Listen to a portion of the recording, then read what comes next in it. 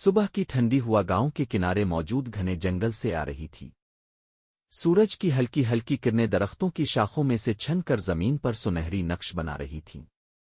اسی جنگل کے بیچوں بیچ ایک خاموش سا فقیر رہتا تھا۔ اس کا نام بابا رحمت تھا۔ سفید داڑھی پھٹے کپڑے مگر دل دنیا کے تمام خزانوں سے زیادہ امیر۔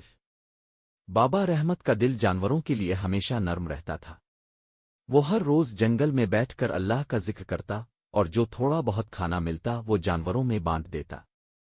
جنگل کے پرندے بھی اسے پہچانتے تھے اور اکثر اس کے قریب آ کر بیٹھ جاتے۔ ایک دن ایسا ہوا کہ بابا رحمت حسب معمول ایک بڑے پیڑ کے نیچے بیٹھا تھا کہ جھاڑیوں میں اچانک ہلچل ہوئی۔ بابا نے آنکھیں کھولیں تو سامنے ایک زخمی ہرن لڑکھڑاتا ہوا آ گرا۔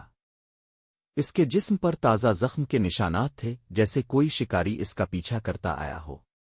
بابا رحمت گھبرا کر آگے بڑھا اور نرمی سے بولا، اے اللہ کے معصوم جانور، کس نے تمہیں اس حال تک پہنچایا؟ ہرن کانپ رہا تھا، سانس بھاری تھی۔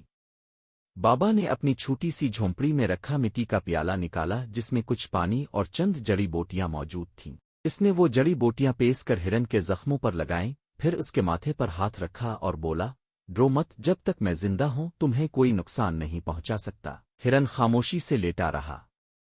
اس کی آنکھوں میں درد بھی تھا اور شکر گزاری بھی۔ شام تک ہرن کچھ بہتر ہو گیا۔ بابا نے اسے کھانے کے لیے پتے اور پانی دیا۔ اس رات آسمان پر چاند بہت روشن تھا اور بابا رحمت ہرن کے پاس بیٹھا ہوا آہستہ آہستہ ذکر کر رہا تھا۔ ہرن سکون سے اس کے قریب سر رکھ کر سو گیا۔ اگلی صبح جنگل میں ایک شور مچا۔ شکاریوں کا ایک گروہ اس طرف آ رہا تھا۔ بابا رحمت نے فوراً خطرہ محسوس کیا۔ وہ ہرن کو لے کر پیڑوں کے پیچھے چھپ گیا۔ شکاریوں نے بانگی لگائیں، وہ زخمی ہرن ادھر بھاگا تھا۔ تلاش کرو۔ بابا کی دھڑکن تیز ہو گئی۔ وہ جانتا تھا کہ اگر ہرن پکڑا گیا تو اس کی جان نہیں بچے گی۔ شکاری کچھ دیر تک تلاش کرتے رہے مگر جب انہیں کچھ نہ ملا تو آگے بڑھ گئے۔ ہرن خوف سے کانپ رہا تھا۔ بابا نے اس کے سر پر ہاتھ رکھا اور کہا، خوف دل میں رکھ کر کوئی نہیں جیتتا۔ ڈر وقت کو بڑا کر دیتا ہے مگر یقین انسان کو مضبوط۔ 2-3 دن بعد ہرن مکمل ٹھیک ہو گیا۔ اب وہ دوڑ بھی سکتا تھا۔ بابا رحمت سمجھ گیا کہ اب وقت ہے کہ وہ اسے آزادی دے۔ بابا نے ہرن کی آنکھوں میں دیکھ کر کہا، جاؤ، یہ جنگل تمہارا گھر ہے۔ اللہ تمہاری حفاظت کرے۔ ہرن کچھ دیر تک کھڑا رہا، جیسے جانا نہیں چاہتا تھا۔ اس کی آنکھوں میں محبت، شکر اور جدائی کی نمی تھی۔ پھر وہ آہستہ آہستہ مڑا اور گھنے درختوں میں غائب ہو گیا۔ بابا کے دل میں عجیب سی خاموشی چھا گئی، مگر وہ خوش تھا کہ اس نے ایک جان کی حفاظت کی۔ کچھ مہینے گزر گئے۔ ایک رات طوفانی بارش ہو رہی تھی۔ آسمان میں بجلی گرج رہی تھی۔ بابا اپنی جھونپڑی میں بیٹھا دعا کر رہا تھا کہ اچانک باہر سے تیز قدموں کی آواز آئی۔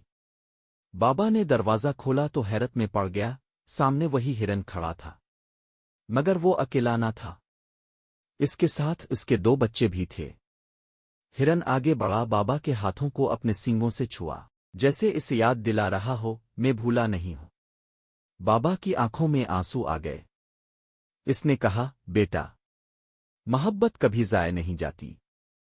اس رات ہرن اور اس کے بچے برساتی موسم سے بچنے کے لیے بابا کی جھونپڑی کے پاس رہے، جیسے وہ اس کے رب کی طرف سے ایک انعام بن کر آئے ہوں۔ اگلے دن بارش تھم گئی۔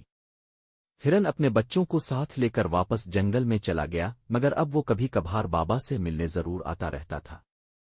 جنگل کے تمام جانور بابا رحمت کو اپنا محافظ سمجھنے لگے، اور یوں فقیر اور ہرن کے درمیان پیدا ہونے والا یہ رشتہ محبت، خیر اور شکر گزاری کی ایک زندہ مثال بن گیا۔